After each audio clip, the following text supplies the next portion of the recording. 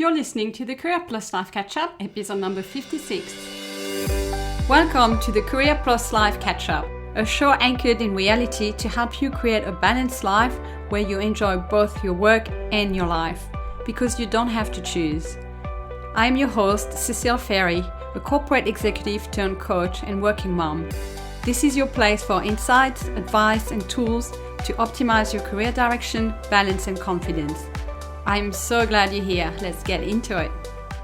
Hello, beautiful people, and welcome to the podcast this week. And thank you for bearing with me, as you will see that at times it takes me a little bit more time to get those podcasts out. This is all part of what I preach in terms of work-life balance. Things have been quite busy, back to full swing now across February for me, with lots of client work and also lots to manage at home and with different parts of my life. So I'm really conscious to keep up that balance, and that just means that at times I just can't fit in a podcast during a specific week. So then you guys just have to wait a little bit. But I'm now on episode 56, so you've got a lot of past episodes that you can go and check out if you haven't already listened to them. So this week, I wanted to talk about how to handle toxic people. So not what you will call exactly the most uplifting and joyful topic. However, I'm sure you agree with me, very useful topic, right? Because I am pretty sure amongst all of you listeners, wherever you are in the world, whatever your industry, whatever your life stage, I'm sure you can raise your hand right now and say, I have been dealing with a toxic person.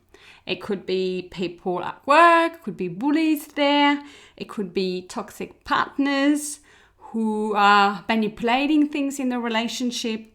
It could be toxic friends, people that you think are friends and turns out they're not. It could be toxic bosses. It could be a narcissist that is within your circles. I was listening to an expert on narcissism globally, and she quoted the statistics backed by her own research that roughly she estimated the proportion of narcissists in the world to be up to 25%. That's 1 in 4 person that you know, that you're currently hanging out with. And she said that is probably way underrated. She said the natural figure is probably somewhere between 25% and 40%, which I think is a bit extreme, 40, but you get the gist. It's like 1 in 4, 1 in 3 people has those tendencies. And that's why I think a lot of us will be saying, yes, I've been surrounded by those people. And the bad news is we'll continue to see them everywhere. And actually what prompted me to record this episode is I have been, even myself, dealing with those kind of people again in my life in the last month. Once at work and once in my personal life with one of my friends. So I just thought, let's talk about it, because those prosecutors, if you like, those people that take that archetype are everywhere.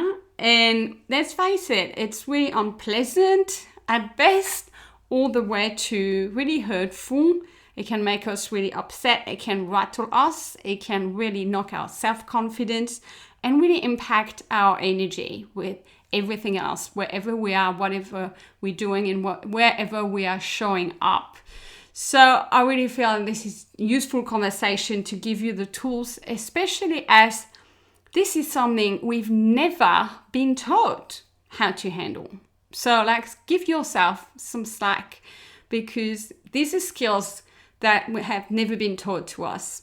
And I find like more and more, we live in a world that is psychologically unwell.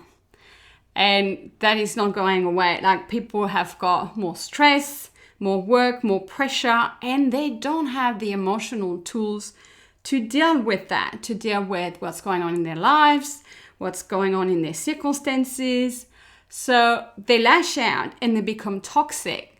I'm not saying they have excuses for that and that we should just say that's how it is, but I'm explaining a little bit why I think there is such a rise of people who cannot handle themselves emotionally and with maturity, whether it's at work or it's within social circles. I don't want to spend heaps of time talking about the toxic people themselves, because we'll be here for a very long time. And I think this conversation is best used talking about you. And because you are on the receiving end, and I want to give you the tools to know how to respond and to know how to handle your own feelings, right? Because they need a lot of work, those people. But what I will just say basically about them is look at them like they are toddlers throwing their tantrum, because that's what they are. They are emotionally so immature, and they completely lack, a lot of them, most of them lack the awareness or even the consciousness of what is going on with them and how they're behaving and how that's impacting other people. So there's so much work to do at their end that we are not going to talk about that today, but just keep that in mind. Like, this is what's happening with them. They're not even aware most of the time that they are doing it, and they need to really work on their emotional health and their emotional maturity.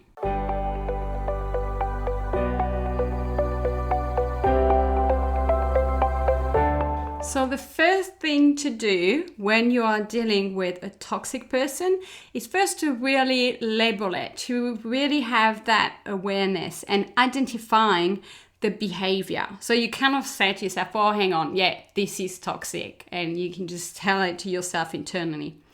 So give yourself some time to get to that conclusion.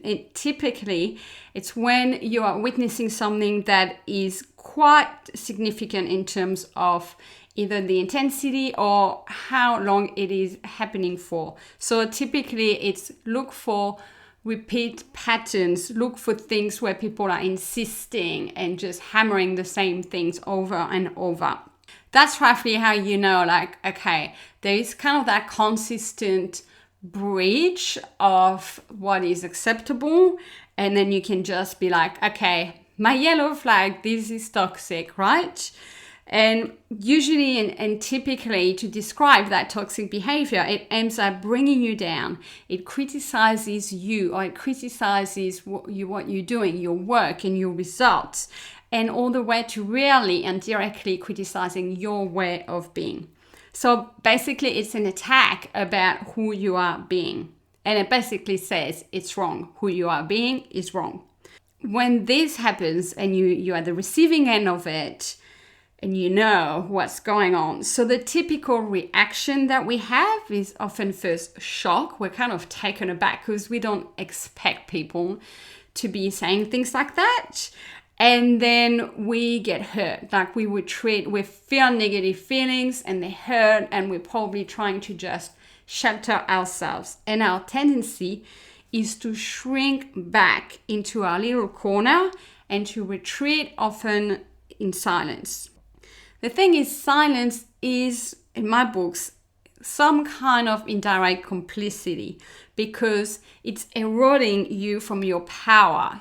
For me, if you don't say anything, you're kind of accepting the dynamic, you are participating into it. And so you'll be like shrinking, going into silence, and then you also internalize frustration and resentment, which will really drain your energy and will have an impact on what you do next as well. And also you can go into the victim mentality because you're aware that's not acceptable, and then you can fall into being victimized by it and bringing that all the way into your present. So when you do that, you kind of repeat the offense that has happened then. And you tell the story again to yourself or to other people, and that is being victimized by it. Let me say this really clearly. There is no acceptable reason for someone to mistreat you, either verbally, emotionally, mentally, or physically. Never ever make up any kind of reason and justification as to maybe that will be happening. It is never okay, it is not acceptable, and will never be. I draw the line super clear on that. So the first step is to realize what is happening and decide to not compromise yourself. So in other words, you need to protect your inner territory and not be passive. So not shrinking and going into silence, because that's the ultimate passivity.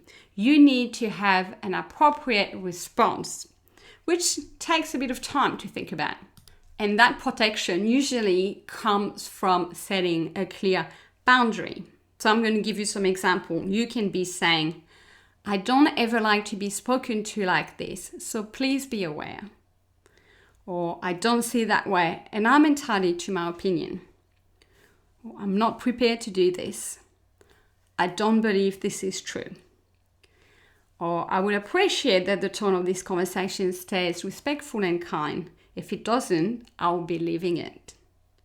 So that others know that there is a person in front of them and not an emotional punching ball. So that is your responsibility when someone speaks to you in an acceptable way. When there is some ill treatment directed at you, your responsibility is to call it, to put a boundary, and to protect yourself. Those people speak to you like this because they are used to people shrinking in front of them. It's probably been happening for a long time, and it's probably maybe even been running in their own family, right? So that's how they are, and that's how they know how to be. So they're used to people kind of shrinking as they do that. And so don't be that person. Stay tall, stay you, and ask for the respect and the tolerance that you're fully entitled to, and leave if they continue.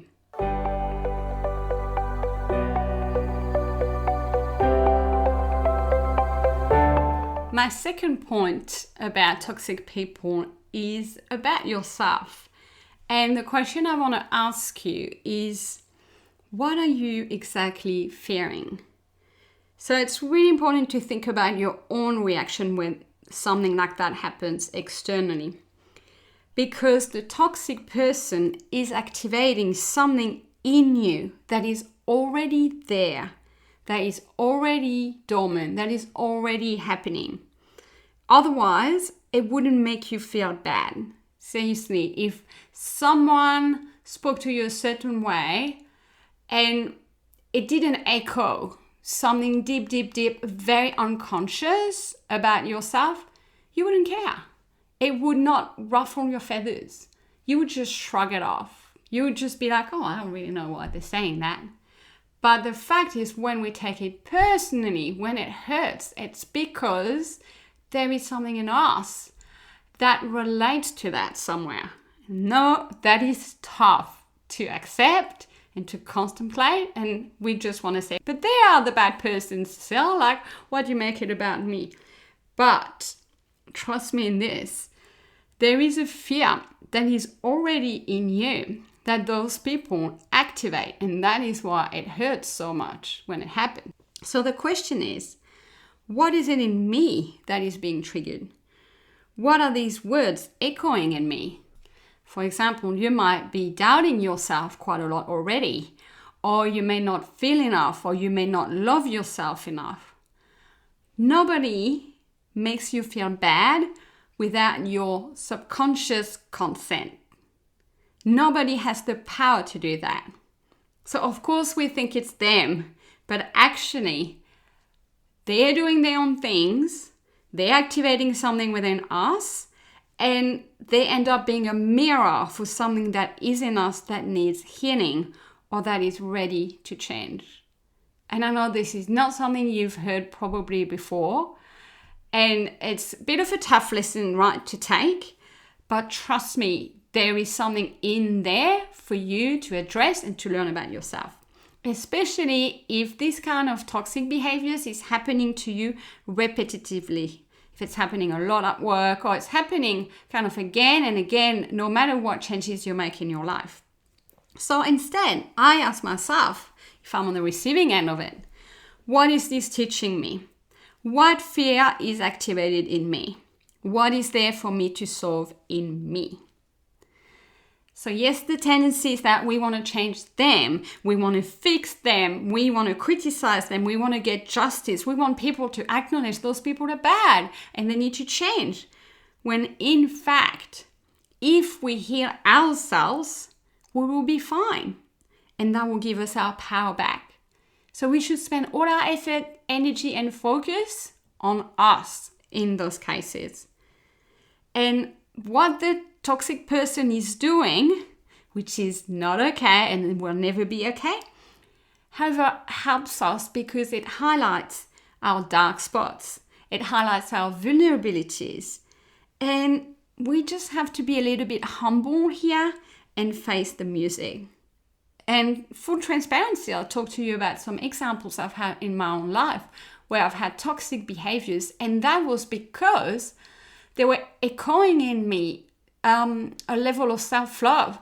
They were echoing in me a belief that I was not worthy of love, that there was something wrong with me, that there was something faulty with me. And when I just started to connect the two, that's when I thought, that is what I need to hear. Because when you hear that, then toxic people never have the same impact on you.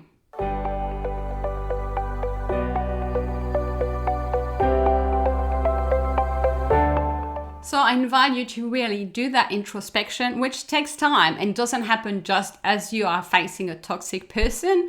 But this is something to journal on, to reflect on, and maybe to get some coaching on and work on over time. But now I want to give you some really good tips on what to do when you are in situ, when it's happening to you. So I've already spoken about how to identify that it's toxic and how to protect yourself so they know there is someone there. Then you can choose to either continue the interaction or you can remove yourself.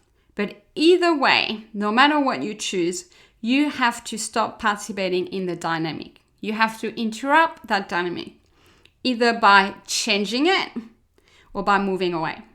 So you change the dynamic by speaking up, by advocating for yourself, by pushing back, by making your point of view known.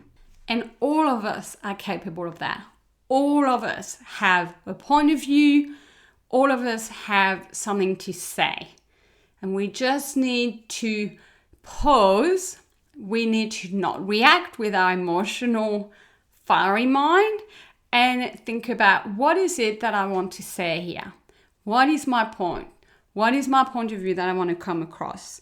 So for instance, it happened to me 2 weeks ago with colleagues that were being toxic and pushing their views onto a situation, and it wasn't right. And it was actually an indirect personal attack. So once I identified, I counter-argumented. I explained that this kind of way of working had never been a problem for the last 4 years. I sat in my integrity and I responded with fact. It wasn't me justifying myself. It was like, no, this isn't a problem. This has never come up. Other people are handling it that way. So it is not. I disagree. This is my point of view, right? So I get it. It's difficult when you are feeling so punched in the face at times by those comments to find the strength in you to think clearly about what point do you want to make. So in those instances, it might be easier to just pause and leave the situation and decide that you get back to it later. But you say something like that so you don't look like you're just fleeing the scene, right? You don't let them get away with it. You park the conversation or you say, I want to talk with this and this person in order to fully make up my mind about this. So I think we need to bring someone else into the conversation, right? So you find a tactic to end the conversation and not let them hang and think that they have been holding the power the whole way, right? Or you decide to move away, even if you have a point to make, because at times you just know it's not worth it. It's not worth your energy. It's not worth you picking the fight, or it's someone really higher up that has unfortunately more authority and power than you. So at times moving away is just the smartest thing to do. But again, don't move away like you're just retreating, like you're just shrinking and they have just got through to you, right? It's about gracefully moving away, saying, oh, it's time. I need to, get back somewhere. I think this conversation is pretty much done, so that you move on. You move it on, basically. So you have to really plan your response strategically. And as it's happening, and I've done that, I've been at the receiving end, someone being really toxic and criticizing me and saying a whole heap of things that was not acceptable. And I just let that person rattle all of that whilst I was collecting my thought and thinking, okay, I'm not going to react, but what am I going to do here? And I identified that I wanted the conversation to end. This person was at my house, so I just moved that person out of my house little by little, and I just decided to stay as little as possible and just move away, right? Physically move away from it. So I plan my response, and it's okay to let them talk for a few more minutes, right? And then you choose your course of action. Or you're going to be saying something, you think about what's the best way to articulate yourself. But either way, don't make it about them. Don't seek to change them, and just have compassion. I find it helps me a lot to remain calm, to remain centered, and to not go into an emotional reaction, to see them as people who are struggling with their own emotions. They are being really unstable. They feel the need to attack and to lash out at other people to feel better themselves. Like, what does it say about themselves? What does it say about their insecurities? What does it say about their lack of self-belief? Right? So I always look at those people like there is so much inner turmoil going on there. And frankly, I think to myself, I'm so glad I'm not inside that head. So they don't have the emotional skills that you probably have, even by just having those kind of thoughts, right? And being discerning. They're not even discerning about themselves. And as I said, so many of them have no awareness even of what they're doing. I really find it helpful to have compassion for them and to look at them with, frankly, some kind of pity, because they just put themselves in that situation and they're just showing a very vulnerable side of themselves. And you know what? It's their journey. And I always kind of send them some love and send them good vibes that they will find something one day to increase their awareness, to get on their own journey and their healing journey and heal from that. And, you know, you want to just stop yourself from having judgment about those people and just wish them the best healing that they need.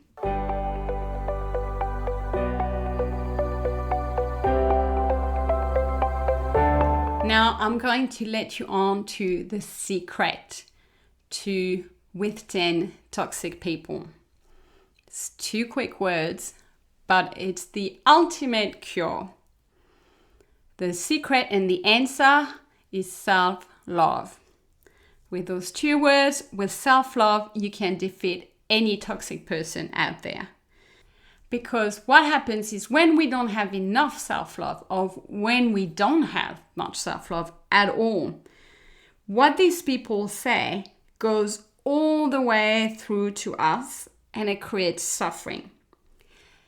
But self-love is like the dam that stops that wave of negativity and toxicity. In other words, you need to have that inner fort to withstand the attacks from toxic people lashing out. And that's why toxic people tend to smell people that have low level of self-worth, self-esteem, self-love, and they go right there and they push and push. But if you have a dam, if you have self-love yourself, that's when you're going to be able to respond and protect yourself from those attacks. Self-love will help you see first that the way you're being treated is not okay. Because if you don't let yourself treat yourself that way, you're not going to let anyone else treat you that way. It's in proportion to the amount of mistreatment, if you like, that you allow and tolerate for yourself. When you lower the level of tolerance for your own self, then you don't let anyone else mistreat you that way. So if you raise your level of self-love, you will know exactly when the way you're being treated is not okay. And then you will start thinking otherwise of yourself. That's just kind of the click in that's the nut in the ball that just goes, that is not okay. And I deserve better than this. And then that will be the fuel that will help you wanting to respond and to stand up for yourself. Toxic people never go there if there is likely to be some pushback. You need that self-love in you. And you might be wondering, Cecilia, how do I get more self-love right now? Give me the manual. So self-love takes time to build and to grow. And to give you a very quick shortcut to it, you build it through listening to yourself, through having that connection to yourself, like that listening, that knowing and understanding and paying attention to your body and how you're feeling and your emotions, that link to yourself, to knowing what you like and what you don't like, and honoring your own commitment to yourself. So it's like having your own back, being your best buddy before anything else and anyone else. And that's not often taught when we grow up. We are taught to please others. So we kind of have to rebuild that quite often later in life. And so self-love comes from meeting your own needs and pleasing yourself first. And that is not selfish, because when you actually do that, then you have room to love others a lot more and to meet their own needs. And it's not coming from a place of resentment or frustration because you haven't attended your own. So when you have more self-love, you will feel like a really lovable human being, and you will not let anyone treat you less than. It's simple than that. So now when someone's being toxic to me, it's not an aggressive reaction on my behalf, but I'm just like, no, I'm not taking that. It's super easy and obvious for me. But it wasn't the case a couple of years ago, right? Be kind to yourself wherever you are on the self-love journey. But when you get to that place, you will honor yourself, including all your conversation, what people say to you at work, at home, in relationship, because you know that you matter and you're worthy of love and respect, because you're giving that to yourself in the first place. So then when someone doesn't give that to yourself, it doesn't sit well with you straight away. That self-love creates a place of inner power for you. And it just turns you into someone not to be messed up with.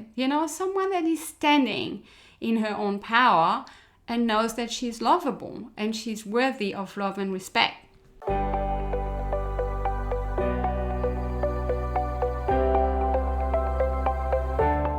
So to summarize today's episode on how to handle a toxic person, first you need to change your reaction and go from shrinking and going into silence into protecting your territory. And that happens when you feel the self-love kicking in, right? And then secondly, you need to respond either by self-advocating. When I say that, I don't mean justifying yourself, just speaking your mind, or putting a boundary and leaving. And I grant it to you, these are not easy things to do, but when you start and you build that muscle, it will come more and more naturally.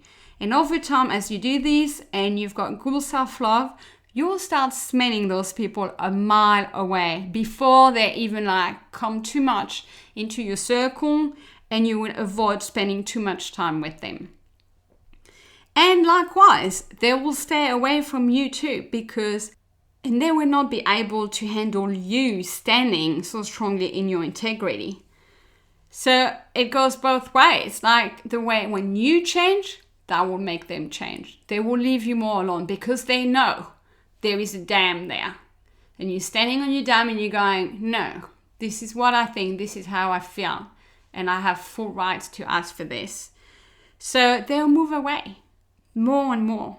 So all you have to do is to stand in your worth and to build your self-love. That is your secret weapon. So start gradually wherever you are on the journey. We can always build more and more self-love, I believe.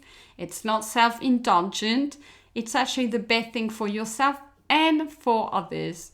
And I think if I was a primary school teacher, I would just put self-love on the agenda, because seriously, it will make the world a much better place. Can you imagine if people actually had some self-love? Imagine the degree of consciousness we have in the world right now and the kind of problems that we would have versus what we have right now. All those people that are attacking, that are criticizing, that are putting you down, that are narcissists, they just don't love themselves at all. And that's where always the compassion kicks in for me, for them. So self-love is the homework for you for the next few weeks. And watch, as you build that self-love, you will see those people, you need to bring it on, you know you can handle them, because You will find them. Like, you cannot live in a world where you're trying to bubble wrap yourself and avoid those people and try to control not being with toxic people. Have you tried? Pretty sure it doesn't work. So you need to live life free when you know that those people might come in and out of your life. So you just need to spot them and know how to handle it. But the more you do it, the less you're going to have those kind of interactions. It has absolutely been my own experience.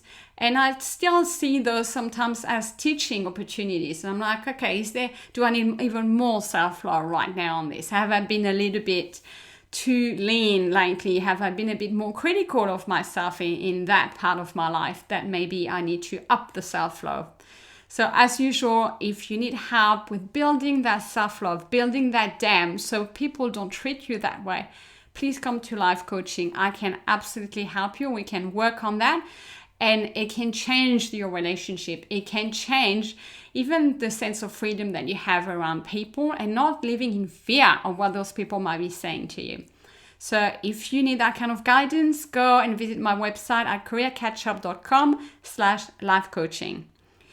I hope this episode has been interesting, enlightening for you. Please share it with your friends, your relatives, anyone who has been dealing with toxic people and feel like it's them or don't know what to do and get really caught up into the pain and the suffering that it is creating for them. Then please share this episode in order to help them find that self-love, find that inner power that will put an end to all those toxic people behaving that way around us.